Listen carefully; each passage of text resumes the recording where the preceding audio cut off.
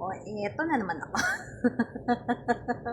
O, eto na naman ako. So, syempre, nag-live na naman tayo. It's because I am celebrating my 9 months here in Kuwait. 9 months na ang lola nyo dito sa Kuwait. And so far, so good. And of course, ang aking buhay rito ay smooth with boom. Yon. Okay na. Okay naman. Safe ang Kuwait. Of course, dahil magagaling ang ating mga Kuwait Army, Armed Forces. So, yon. So, blessed Sunday to everybody na nandito sa Kuwait, nakatulad ko, lumalaban, tulad ko, nalulungkot, oo, yun, actually, hindi naman talaga ako nalulungkot, eme-eme ko lang, anyway, katulad ng sinabi ko, 9 months na ako dito sa Kuwait, and I'm so blessed, and I am thankful dahil umabot ako sa 9 months. And of course, lalo pa nating sisipagan and lalo kong ipapakita na karapat dapat ako na nandito sa Kuwait at karapat dapat ako bilang kasambahay nila. So yun. So far so good, and my boss is good. Lahat sila ay mababait sa akin. And syempre, mas lalo kong pinasasalamatan na hindi pa ako napapagalitan. I am so proud of myself. Kina-proud. So, yun. I'm so proud dahil sa 9 months ko, hindi pa ako napapagalitan. At wag naman. So, yun. Yun. And, syempre, sa lahat ng mga nagpe-pray sa aking kalagayan dito, huwag kayong mag-alala. Kasi, ang Kuwait ay safe, of course, and safe ako. And syempre, salamat sa inyong mga prayers, concerns, and everything.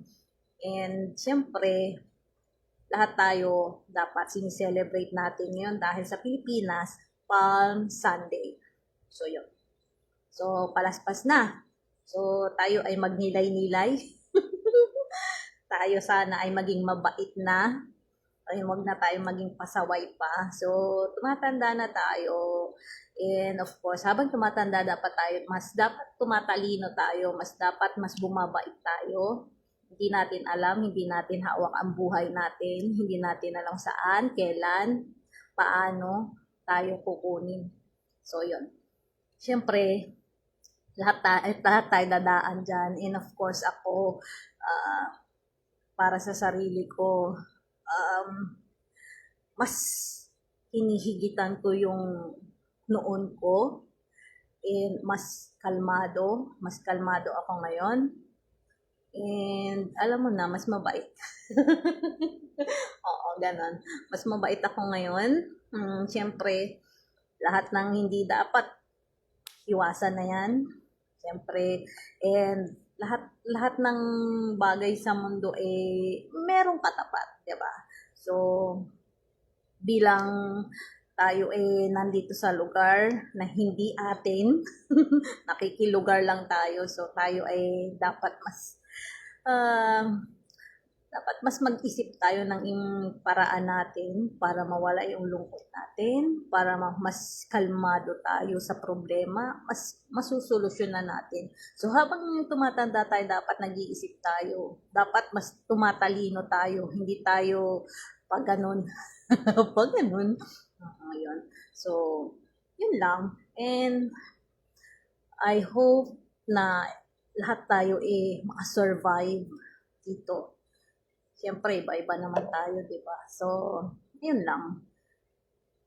And siyempre, para sa pamilya natin, dapat maging matatag tayo.